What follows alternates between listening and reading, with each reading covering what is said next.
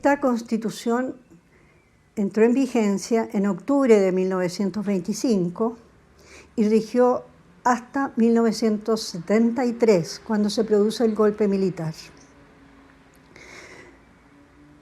Para explicar en qué consiste esta Constitución, fijemos que ella se dicta dentro del contexto de la interrupción del gobierno del presidente Alessandri Palma como consecuencia del golpe militar del 11 de septiembre de 1924. El presidente, después de que se cierra el Congreso, deja el país y vuelve solo en los primeros meses de 1925 con la condición de que se dicte una constitución, cosa que estaba en el programa de gobierno de él desde 1920, cuando es elegido. Esta constitución, él pide que se convoque a una convención constituyente, pero por el poco tiempo que le queda de gobierno, pues termina su gobierno en diciembre de 1925, la Constitución va a ser redactada por una comisión redactora de la Constitución y revisada por una comisión consultiva y sometida a plebiscito después. Así entra en vigencia esta Constitución, que dura hasta 1973. Es una Constitución innovadora. Pertenece a las constituciones que innovan a comienzos del siglo XX, precisamente después de terminada la Primera Guerra Mundial.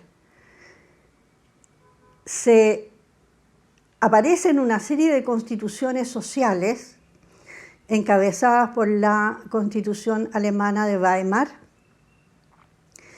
que se hacen cargo de rectificar las condiciones de funcionamiento del principio de igualdad sustentado por el constitucionalismo liberal tradicional.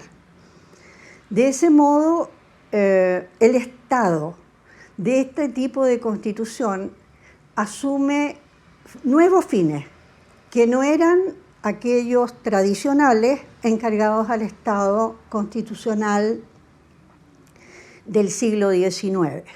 Veamos cómo se desarrolla.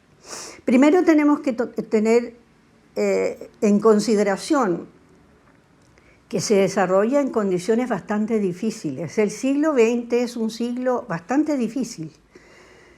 Primero, del 25 en adelante, va a producirse la Segunda Guerra Mundial y después la Guerra Fría, en que Chile queda en un área de este conflicto con todas las consecuencias que eso conlleva. En este sentido, la Constitución de 1925 va a tener varias reformas, algunas más importantes que otras.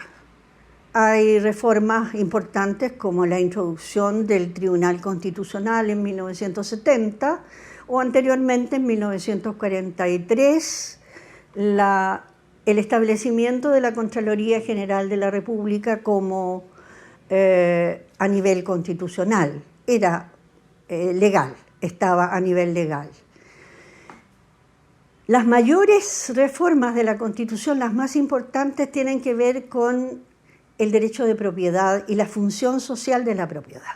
En el gobierno del presidente Alessandri Rodríguez se hace la reforma agraria con una ley que existía y casi al final de su gobierno, en 1963, él hace una reforma constitucional. Precisamente al artículo 10, número 10, que va a permitir que progrese mucho el sistema de reforma agraria que ejecuta el gobierno del presidente Frei Montalva.